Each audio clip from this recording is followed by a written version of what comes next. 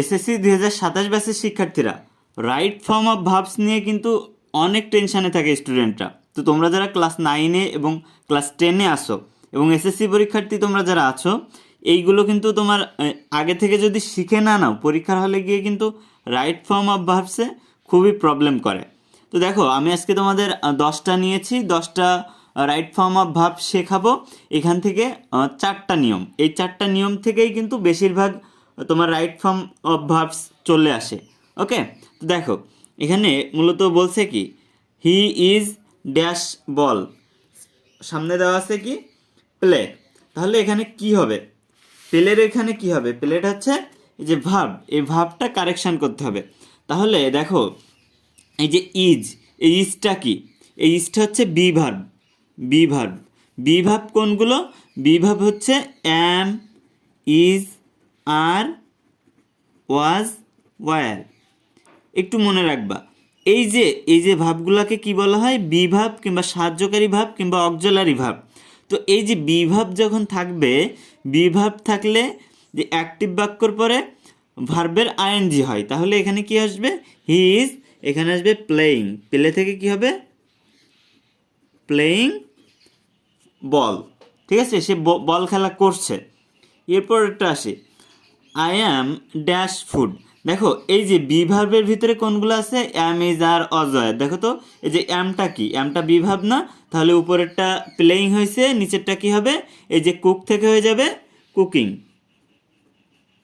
ঠিক আছে, এই যে বি ভার্বের পরে একটা জিনিস মনে রাখবা, ভার্বের আইএনজি হয়। এরপর একটা আসি, দে আর ড্যাশ রাইস ইট। এখানে ভার্ব কি ইট, তাহলে কি আসবে, দে আর হচ্ছে বি ভার্ব, তাহলে এখানেও কিন্তু দে আর ইট থেকে হয়ে যাবে eating, they are eating rice. Okay, এরপরেরটা আসি, she was dash the walk. তাহলে এই যে ওয়াজ, এই ওয়াজও কিন্তু এই দেখো বি ভার্বের ভিতরে অজয়ার, অ্যাম, ইজ, আর, অজয়ার। তাহলে এইখানে ডু, তাহলে এখানে কি বসবে, she was doing the work, মানে সে কাজটি করছিল, তাহলে ডু থেকে কি হয়ে যাবে, ডুইং। ঠিক আছে, এরপরেরটা আসি, you are not dash book. এখানে ভাব কি দেওয়া আছে, রিড, তার মানে you are not dash book. এখানে দেখো এই যে আর আছে, বি ভার্বের আর আছে, কিন্তু সামনে দেখো নট আছে। এই নট থাকার কারণে অনেকেই মনে করে যে নিয়মটা ভিন্ন হয়ে যাবে, কিন্তু নিয়মটা কিন্তু ভিন্ন হবে না। এই যে নট থাকার কারণে এই বাক্যটার জাস্ট অর্থের পরিবর্তন হবে, নাবোধক বাক্য হয়ে যাবে, কিন্তু এটার ভার্বের যে কারেকশানটা সেটা কিন্তু আগের নিয়মেই হবে। বি ভার্ব থাকলে ভার্বের আইএনজি হয়, এই নিয়মেই হবে। তাহলে ইউ আর নট কি বসবে, রিডিং। ওকে, ওকে, এরপরে দেখো আরেকটা, উই ক্যান ড্যাশ ইংলিশ। এবার আমরা আরেকটা নিয়ম শিখব, উই ক্যান। দেখো ক্যানটা কি, ক্যানটা হচ্ছে মডাল ভার্ব। দেখো মডাল ভার্বের ভিতরে কি কি আছে আমি তোমাকে যদি একটু বলি, তাহলে মডাল ভার্বের ভিতরে আছে shall, should, will, would, can, could. তার মানে can, could, will, would, shall, should, may, might, may, might এবং মাস্ট।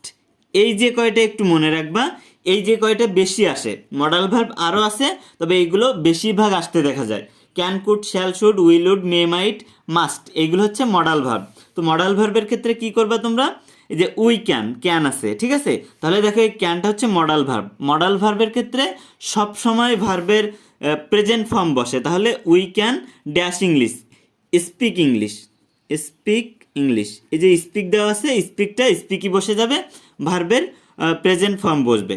ওকে, এরপর একটা দেখি, she will dash here, she will come here. এখানে দেওয়া আছে কি, কাম, তাহলে এই যে উইল, উইলটা কি মডাল ভার্ব। উইল যখন মডাল ভার্ব হবে, এই যে মডাল ভার্ব উইল, তখন উইল মডাল ভার্ব হলে উইলের পরে কি বসবে, ভার্বের প্রেজেন্ট ফর্ম বসবে, তাহলে কামের কামই বসে যাবে।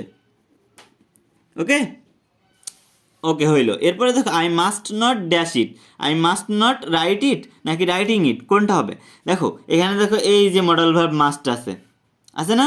তো মডাল ভার্ব মাস্ট থাকার পরে দেখো নট আছে, এই কারণে অনেকেই ভাববে যে নট থাকার কারণে হয়তোবা এটা পরিবর্তন হয়ে যাবে, নিয়ম পরিবর্তন হবে, কিন্তু না, এই যে রাইট আছে না, রাইট কিন্তু ওই রাইটই বসে যাবে। ওকে, এরপরে ওটা দেখি, আই ড্যাশ উইক, এখানে আসছে কি বি, অর্থাৎ বি মানে কি, এই যে প্রথমে তোমাদের শিখাইছিলাম বি মানে বি ভার্ব অ্যাম ইজ আর অজয়ের, এইগুলা এই বি ভার্বের ভিতরে আছে, অর্থাৎ এই অ্যাম ইজ আর অজয়ের এর ভিতর থেকেই যে কোনো একটা বসবে এই ড্যাশের এইখানে। তাহলে আয়ের পরে সবসময় ভার্ব হিসেবে কি বসে, বি ভার্ব হিসেবে আয়ের পরে সবসময় অ্যাম বসে, তাইলে এখানে কি বসবে, I am. Okay, R is বসে কখন, দেখো যখন সি, হি, মিনা কোনো নাম দেওয়া থাকবে, এরপরে বি ভার্ব হিসেবে বসবে ইজ, তাহলে এখানে কি বসবে, ইজ।